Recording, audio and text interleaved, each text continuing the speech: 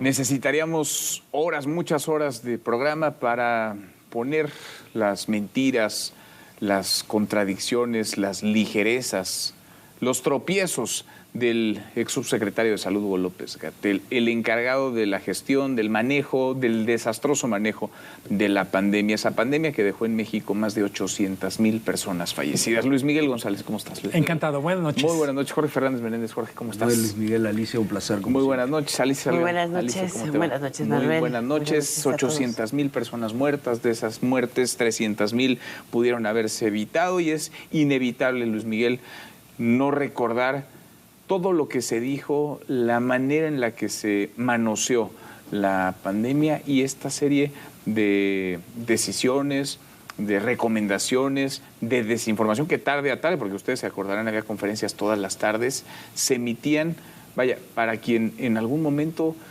se subió al ladrillo y se creía literalmente un rockstar, Hugo López-Gatell. Fue rockstar y también hay muchos rockstar que acaban muy mal. Era tratando de ver qué nos pasó. Es muy útil este informe que hace la Comisión Independiente.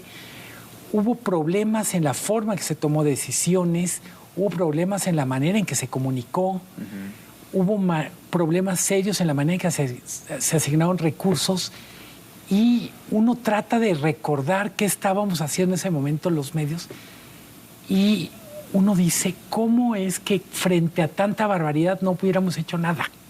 O sea, digo, en tiempo real sabíamos que estaban metiendo la pata, que estaban haciendo cosas ridículas, los mensajes, la manera en que lo decían, las anécdotas, pero es como si estuviéramos viendo una erupción del Popocatépetl, como si fuera una fuerza de la naturaleza operando.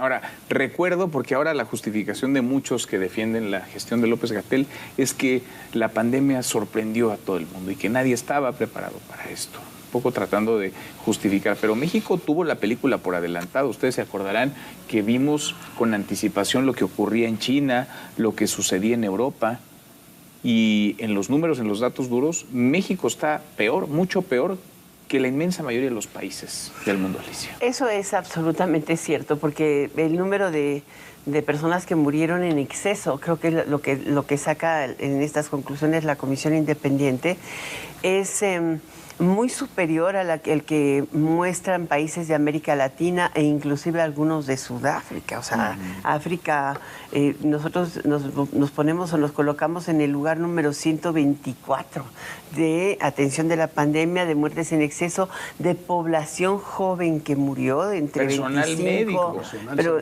exacto, pero entre 25 y 45 años, y pues con 280,000 huérfanos que dejó esa pandemia y 300,000 personas muertas por negligencia, simplemente porque no tuvieron ni siquiera atención en tiempo y forma. Ese es uno de los grandes conclusiones.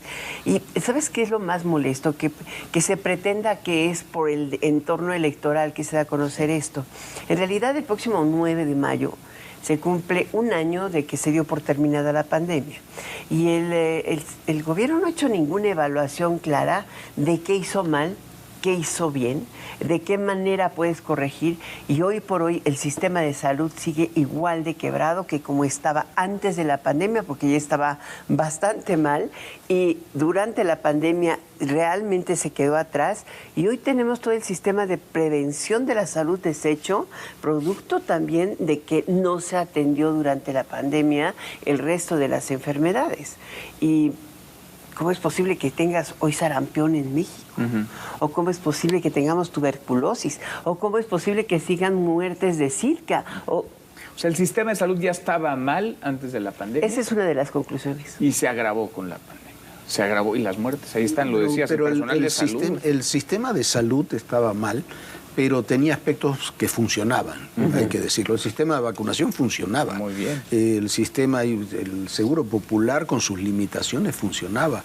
Parte del desastre que hemos tenido con la pandemia es que se tomaron medidas, decisiones políticas e ideológicas, incluso la subestimación de la pandemia, eso que decía el presidente López Obrador, que es lo mismo que decía Trump, bueno, no, es una gripe, no va a pasar nada. López-Gatell dijo en abril del 20, dijo si hay 6.000 muertos sería una tragedia, una catástrofe, no recuerdo qué palabras. Sí, pero habló de un escenario, el más catastrófico, dijo 60.000 muertos. 60.000 era su peor escenario, el peor escenario fueron 800.000. Y en exceso. Y tienes, además, desaparecieron el Seguro Popular prácticamente en medio de la pandemia, cuando estaba iniciando la pandemia, te quedaste sin instrumentos, entonces no estaban preparados. Está bien, la pandemia sorprendió a todos, es realidad, los países tuvieron que aprender sobre la marcha qué hacer con la pandemia, pero... Acá traíamos 2-3 meses... la película sí, pero Estados Unidos también, pero se tomaron medidas muy rápidas porque se sabía qué hacer más o menos en términos epidemiológicos. El señor López-Gatell lo habían corrido cuando fue la epidemia del H1N1 por incapaz, porque atendió mal él viene trabajando en la Secretaría de Salud, trabajaba en esas fechas en la Secretaría de Salud. Sus rencores con las anteriores administraciones no lo corrieron, lo desplazaron, le quitaron la atención del H1N1 porque no hizo bien las cosas, y entonces le das la responsabilidad de algo mucho mayor todavía, y repitió aumentadas todas las cosas que había hecho durante el gobierno de mal en el gobierno de Calderón. A ver, hay frases, tú lo tenés ahí, que no es necesario usar el cubrebocas, no estaba a favor de comprar las vacunas cuando comenzaron a salir las vacunas se tendrían que haber comprado por adelantado, no tomó precauciones para el personal sanitario. Nosotros hicimos para todo personal, cuando estaba comenzando la pandemia, en los días previos, esos fines de febrero, principios de marzo, todo un reportaje con el área médica de la Sedena, y los propios médicos de la Sedena estaban preocupados porque el sector salud público no estaba preparado ni estaba tomando las medidas que ya estaba tomando el área médica de la Defensa Nacional, que es relativamente muy pequeña respecto con todo lo otro.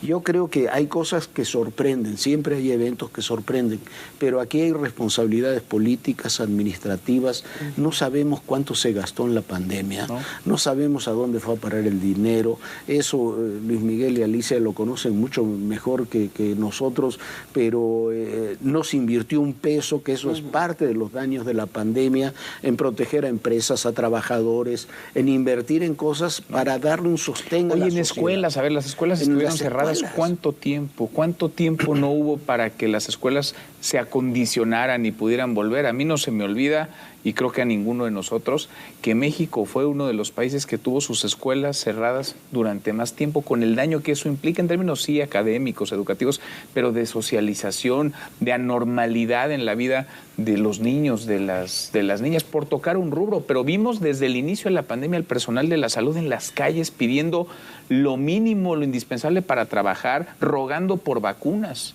Y todo esto bajo la gestión del ex subsecretario de Salud.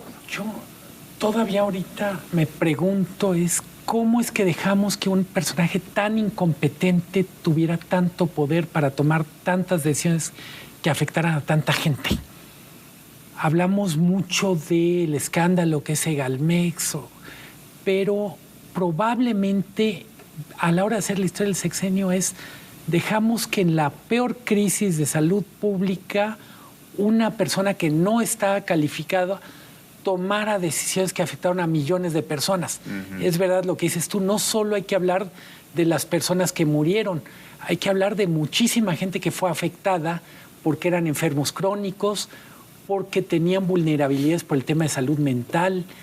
El poder de López-Gatell siguió en la pospandemia, en donde esta negación de que se habían cometido errores se mantuvo.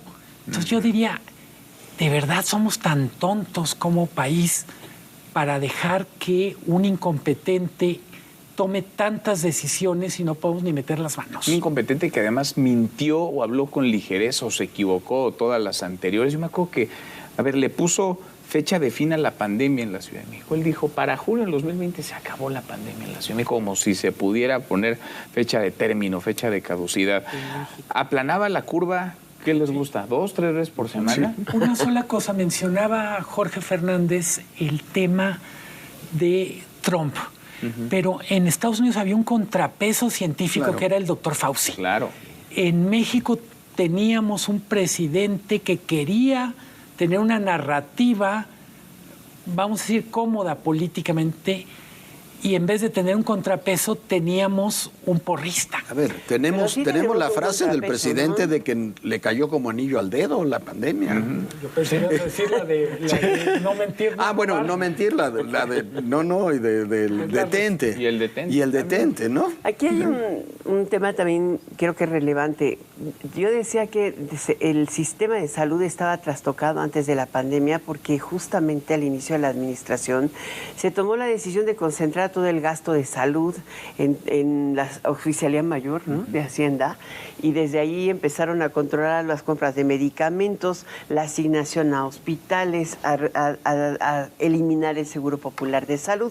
Consecuencia, tú ya venías con una estructura deshecha. La segunda parte, que creo que es de responsabilidad extraordinaria, es que se privatizó, de hecho, el sistema de salud. En medio de la pandemia fue más grave. Si tú ves el informe, lo que te queda muy claro es que antes de la pandemia, el gasto de bolsillo de un mexicano de menores ingresos era de 1,200 pesos. Y durante la pandemia llegó a ser de 6,500 pesos para atenderse, porque no había atención en ningún hospital. Ahora, tú tienes una cantidad importante de muertes en exceso, pero ¿cuántas muertes no fueron asignadas por COVID? Claro. Que esta es la otra parte donde dicen, sabemos que pueden ser 800,000 en exceso que tenían acta de nacimiento donde ponían COVID. Pero ¿qué crees? Que hay una cantidad importante, extraordinaria, que tienen como influenza o como problemas que se murieron del corazón. Claro, después del COVID te daba el ataque cardíaco, acababas de un infarto pulmonar. Todas esas muertes te elevan la cantidad a poquito más de 1,200,000. Y la tercera es, ¿cómo es posible que hasta ahora, hoy, los mexicanos antes destinaban, los mexicanos de menores ingresos, el 46% de su ingreso a pagar medicinas con el Seguro Popular? Y hoy se dedica el 58.5%. Y esto fue en incremento, porque no se resolvió después de la pandemia.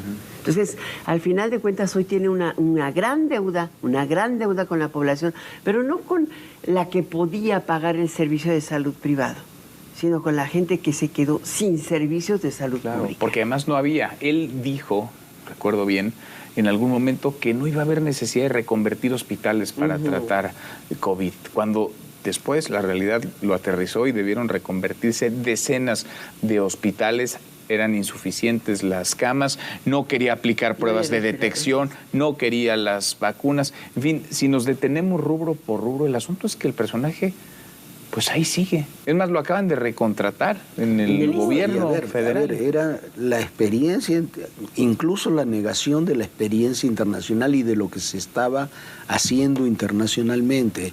Las pruebas y el cubrebocas, en última instancia fue lo que funcionó, y luego las vacunas. Eso es lo que funcionó. Los países que lo hicieron bien, estoy pensando en Corea del Sur, países que tienen en última instancia un nivel social de desarrollo que puede ser similar al nuestro en algunas regiones, lo hicieron bien. Hicieron pruebas masivas y cubrebocas. Son las dos cosas a las que se negó casi todo el tiempo López-Gatell. Después llegaron las vacunas y se negó a invertir, porque era una inversión en vacunas para poder tener los primeros lotes. Hubo una pelea terrible en el gabinete entre quienes apoyaban a López-Gatell y quienes estaban en contra de López-Gatell por el tema de las vacunas. Finalmente se decidió que se compraran los primeros lotes de vacunas, los hizo Marcelo Ebrard, Marta Delgado, la gente que estaba ahí, con la oposición de la gente de López-Gatell. Entonces, pregunta Luis Miguel, ¿cómo pudimos tener semejante incompetente a cargo hablando de algo de esas características. ¿Por qué? Porque ideológicamente, yo no sé, yo creo que el presidente de la República, quien sea, no tiene por qué saber de epidemiología, pero se reunió y puso a cargo de las cosas a alguien que ideológicamente pensaba como él. Y lo mismo ocurre con el secretario de Salud, que estuvo desaparecido durante todo ese periodo y sigue desaparecido ahora, Jorge Alcocer, que nadie sabe qué hace, que es un hombre que ideológica, más allá de su carrera y demás, ideológicamente ahí estaba. Y tiene esto relación política, ideológico, insisto. ¿Por qué? Porque desde aquel episodio del H1N1 hay un profundo rencor de López-Gatell con lo que sería el staff médico principal del país, el doctor Narro, los que están en este informe, Narro, Sepúlveda, el hermano de Manuel Camacho, creo que se llama Daniel, todos los grandes epidemiólogos que tenemos en el país, que tenemos extraordinarios epidemiólogos, todos fueron desplazados. Ahora, la soberbia de López-Gatell llegó a tal grado que se confrontó pues con la parte, digamos, más técnica y más sensata de la administración del presidente López Obrador. Marcelo Ebrard, por principio de cuentas, en el tema de vacunas. Claudia Sheinbaum en la Ciudad de México, que aplicó un modelo distinto, contrapuesto incluso al que ponía sobre la mesa. Parte de esa élite, perdón que te diga, parte de esa élite médica de la que hablo, muchos de ellos están en la oposición, pero uno de los más destacados, de los más destacados, es el doctor de la Fuente. Sí. Y fue ignorado en Nueva York, ahí te dejo en Nueva York, ¿no? Pero fíjate que fue el único que actuó en su momento, porque él fue el que logró, contra López-Gatell, lograr meter a México en el programa de COVAX. Sí, claro. Y esto le permitió a Marcelo Ebrard entrar directamente a través de Relaciones Exteriores en la negociación. Pero fue en contra de la decisión de la Secretaría de Salud. Una de las grandes malas decisiones de Gatell fue literalmente bajarle el switch al que era el Consejo de Salubridad. Claro. México tenía una especie de consejo de sabios que evidentemente saben más que los que estamos aquí opinando en medios y que podrían haber modulado, desideologizado la toma de decisiones. Y lo desarticuló. Desapareció, nunca funcionó. Lo nulificó y luego lo desapareció. Tal cual. Alicia, gracias. Muchas gracias. Gracias, Jorge. Gracias. Miguel, muchas gracias. Hasta mañana. Pásala bien.